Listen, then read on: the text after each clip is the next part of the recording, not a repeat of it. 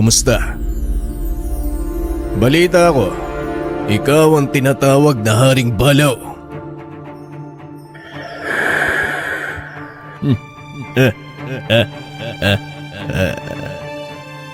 Lando, matagal ko nang naririnig ang pangalan mo. Gustong gusto kitang gulpihin dahil maraming nilalang ang natatakot sa'yo.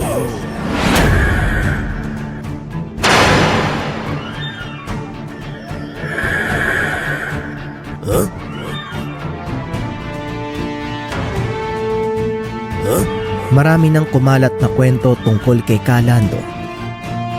Sikat na manggagamot mula sa lugar ng Quezon. Marami na itong natulungan. Kinatakutan ng iba't ibang uri ng mga elemento at nilalang, lalong-lalo na ng mga demonyo.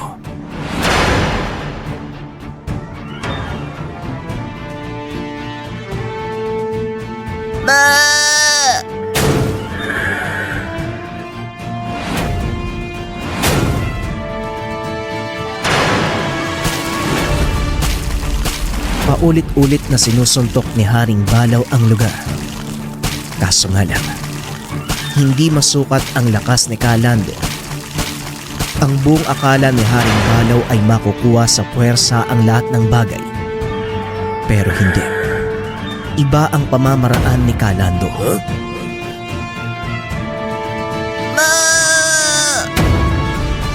Kung matagal mo nang naririnig ang pangalan ko, dapat alam mo kung ano ang aking katangian. Utak, Haring Balaw. Yan ang kulang sa'yo.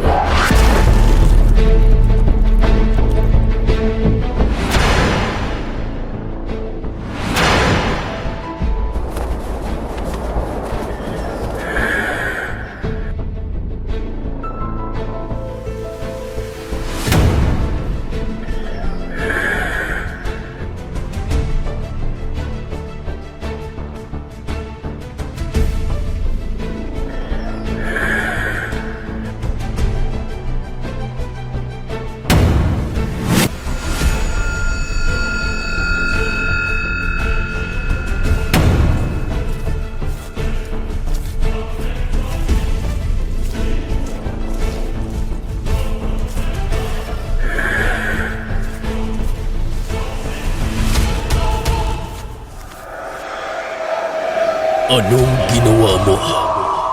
Bakit hindi ako makagalaw?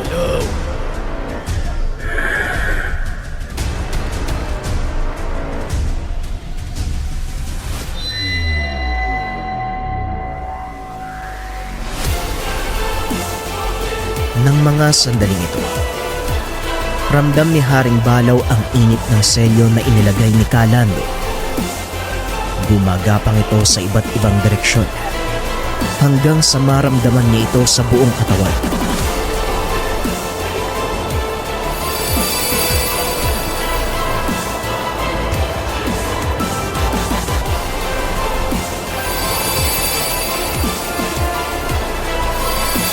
Alam ni Haring Balaw sa kanyang sarili, malaking pagbabago ang naganap sa kanya. Nagkaroon siya ng koneksyon sa taong kaharap. Ramdam niya ang pagiging mabuti nito. Hindi isang kalaban si Kalando.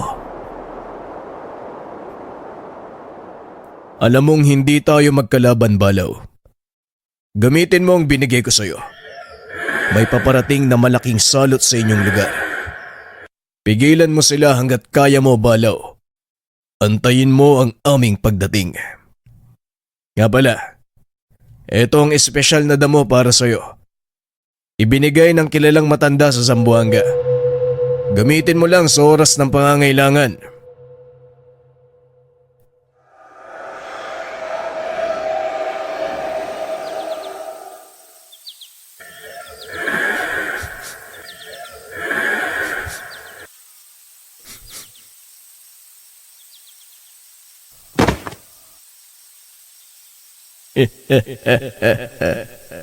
Ang bango.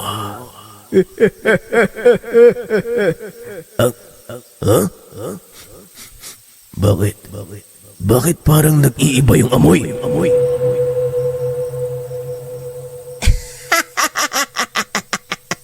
Akala mo sumisingot ka pa. Kambing! Sa pagtayo ni Haring Balaw, naramdaman niya ang init ng selyo. Maging si Jonas ay nakaramdam ng init sa bandang likuran. Ngunit hindi niya ito masyadong napagtuunan ng pansin dahil ibang-iba ang itsura ng gabay. Teka, anong nangyari sa'yo? Bakit nagbago yung itsura mo? Pati ba yung mga balaw nagpapagupit?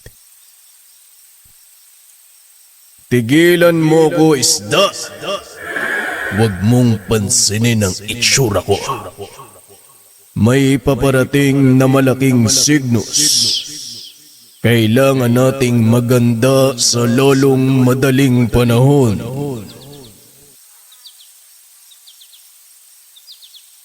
Teka lang naman. Si Inday kasi, gusto niya ng duyan sa loob ng gubat. Gagawa muna ako. Naipangako ko na yun sa kanya. Ang tagal-tagal na nun . Talagang uunahin mo pa ang duyan. Puro ka kalokohan. Bahala ka. Ikaw din. Hindi kita bibigyan nito. Nakita ko to sa tabi mo .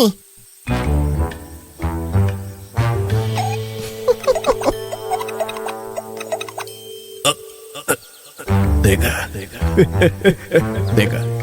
Saan mo nakuha yan? Saan mo nakuha ang bagay na yan? Amin na. Oo, tutulungan kita. Tutulungan kitang gumawa ng duyan. Saan ko nakuha? Doon .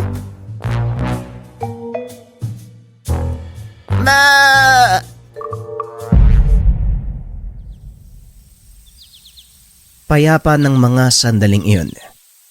Walang ibang nasa isip si Jonas kung hindi matapos ang hiling ni Inday. Kaso nga lang, muling nagpakita ang maliit na impakto. Muling nagparamdam si Saul. Pansin ng impakto ang pagbabago sa itsura ni Haring Balaw. Hindi man niya lubos maunawaan, pero ramdam niya ang presensya ng malakas na puting enerhiya.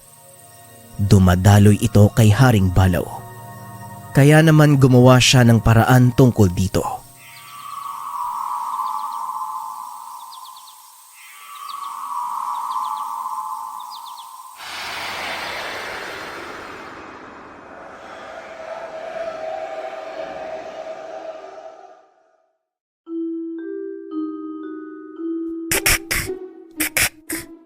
Ang dakilang Haring Balaw, gumagawa ng duyan.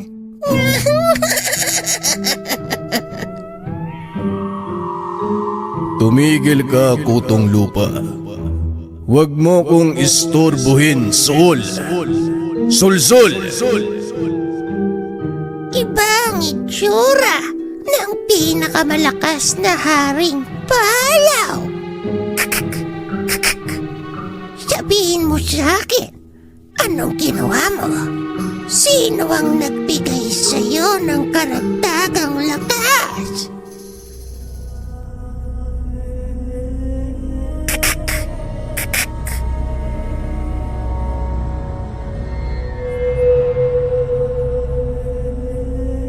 Hindi napansin ni Haring Balaw ang ginawa ni Saul dahil sa pag-init ng selyo. Wala. Huwag mo nang alamin. Umalis ka dito. Kagad kumilos si Haring Balaw papunta kay Jonas. Meron siyang napansin. Hindi lang siya ang nagkaroon ng bagong katangian. Maging si Jonas, nadagdagan ng lakas magmula nang mailagay ang selyo. Ano ba naman tong ahas na to? Talagang dito pa naligaw Sakto. May pagkain kami mamaya ni Inday. habang tinitignan yung bituin.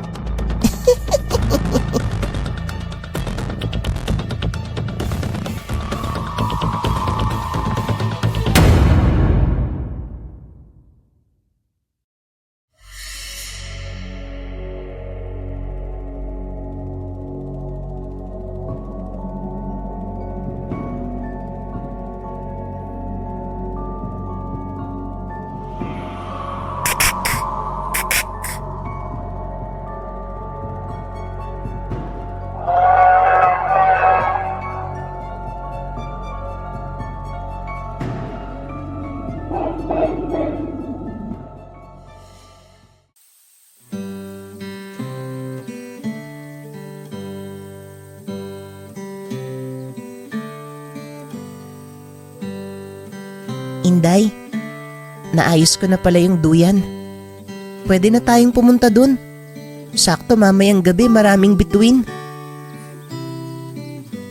Maraming salamat, Jonas, ha. Napakabuti mo sa akin.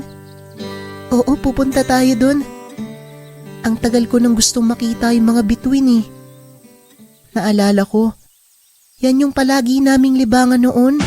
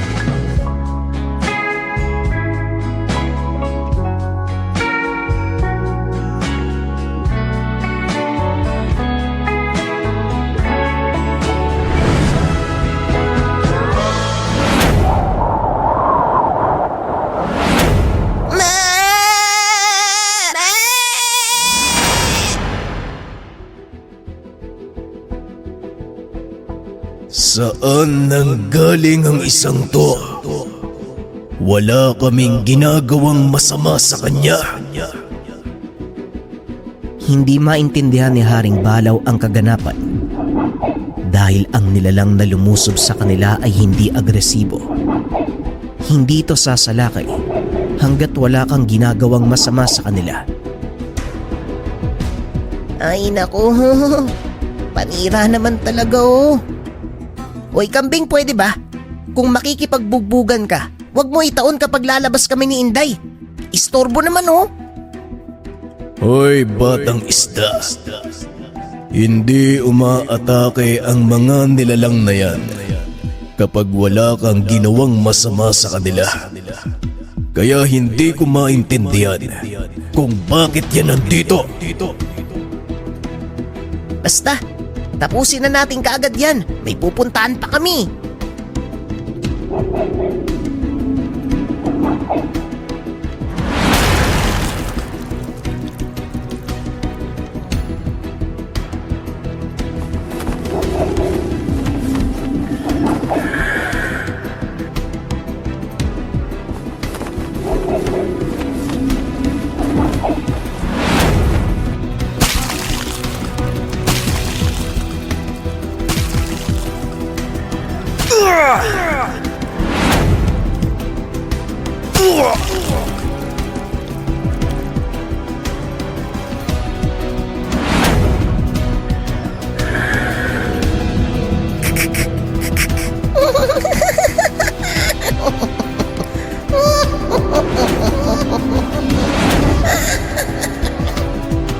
Sa kaliwa mo!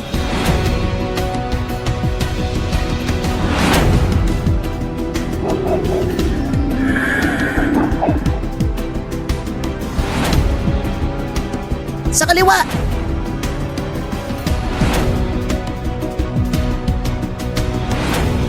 Sa kanan! Sa kaliwa! Sa kanan! Ay, naku, mali. Sa kaliwa pala. Ayusin mo, isda. Humanda ka sa akin mamaya. Ipiprito kita! Sa kanan. Ito naman oh. Pasensya ka na, kambing.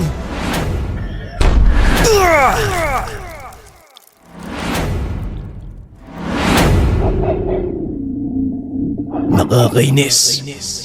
Ano bang dapat gawin? Hindi naging madali ang laban para sa kanila.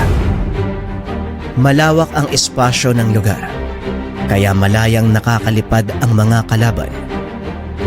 Ngunit sa kalagitnaan ng lahat ng ito, nakarinig ng pamilyar na boses si Haring Balaw. Utak!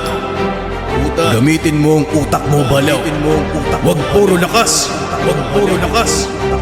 Sa hindi malamang dahilan, ito ang unang pagkakataon na tumalas ang isipan ng Balaw. Mula sa nilalang na puro lakas lang ang nasa utak, nagsimula na itong mag-isip bago gumawa ng hakbang.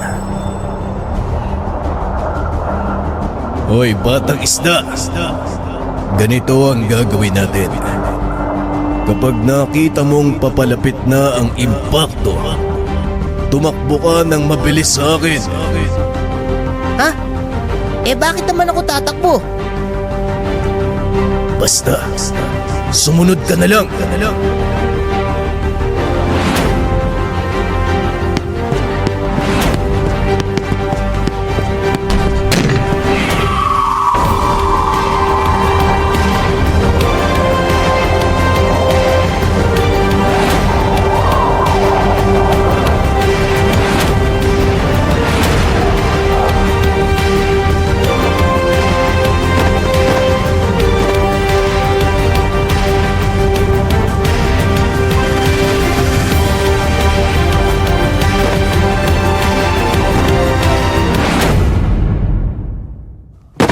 Hoy, kambing! Sa susunod nga, sabihin mo sa akin yung gagawin mo. Bigla mo na lang akong binato eh. Paano kung may nangyari sa akin? Di kasalanan mo.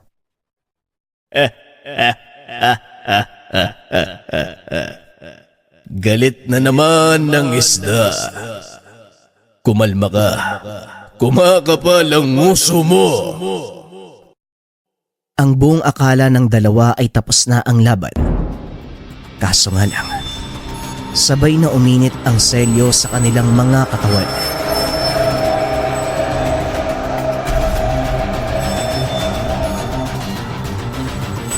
Anong nangyayari?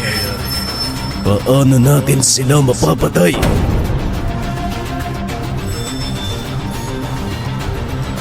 Kitang-kita ang pagbabago sa katangian ni Haring Balaw. Inobserba nito ang kalaban. Maging ang kapaligiran ay pinagmasdan hanggang sa makabuo siya ng plano. Halika, batang isda. Pumasok tayo sa loob ng gubat. Mahihirapan tayong gumalaw dito. Masyadong malawak ang lugar. Aba, ayos ah. Naisip mo yun? Inday, tara! Maging si Jonas, nabibigla sa pinapakitang kahusayan ni Haring Balaw. Habang binabaybay nila ang loob ng gubat, patuloy na nag-iisip si Haring Balaw kung papaano mapipigilan ang mga nilalang.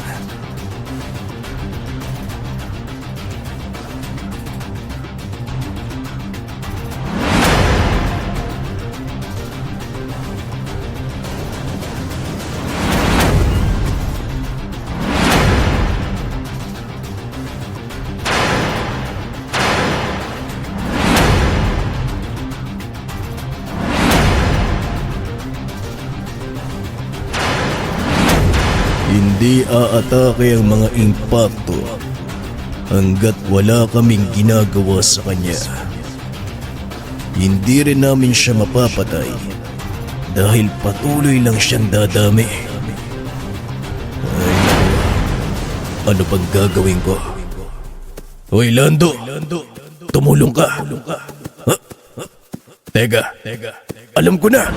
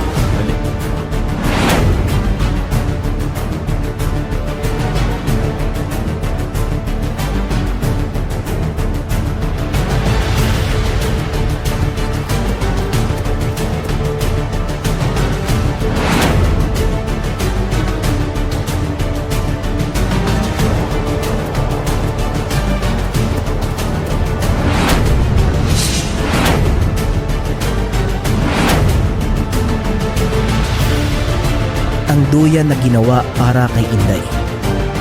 Ito pa ang nagsilbing solusyon sa kanilang problema. Anong gagawin natin dyan? Sinira na nga yung duyan eh. Ano, aalagaan pa yan? Sunugin na lang natin. Manahimik ka. Sinabi ko na, hindi sila lulusog hanggat wala tayong ginagawang masama sa kanila. Patuloy na nagmamasid si Saul sa lahat ng kaganapan. Maging siya. Hindi makapaniwala sa talas ng isipan ni Haring Balaw. Alam niya sa kanyang sarili na mabubuko siya ni Haring Balaw. Kaya naman dali-daling gumawa ng paraan ang impakto. Alam ko na ang dahilan. Teka, paanong napunta sa kambing ang mga anak ng wakwak? Ba!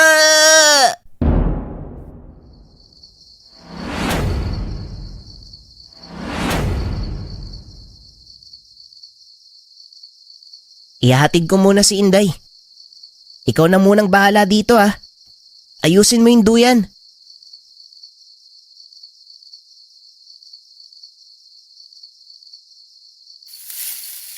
Kakaibang enerhiya ang ibinibigay sa kanya ng maywagang damo. Sa bawat pagkain ni Haring Balaw ay siyang pagbalik ng lakas at paghilom ng mga natamong sugat. Kaso nga lang,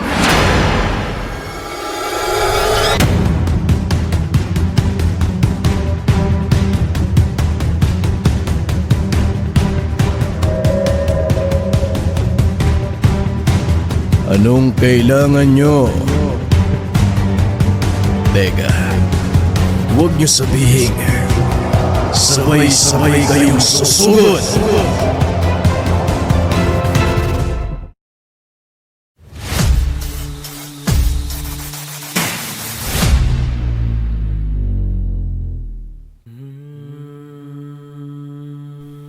Sandali lang.